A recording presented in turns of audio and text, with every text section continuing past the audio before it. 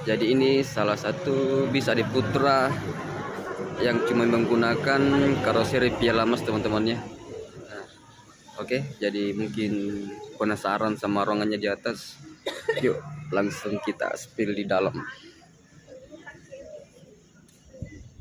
Oke. Nah, ini dia penampakan pas naik di tangga. Jadi tangganya masih seperti ini ya. Untuk lantainya ini.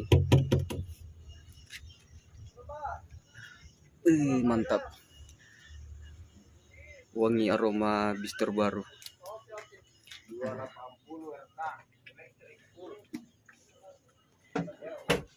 Jadi kalau untuk ruangan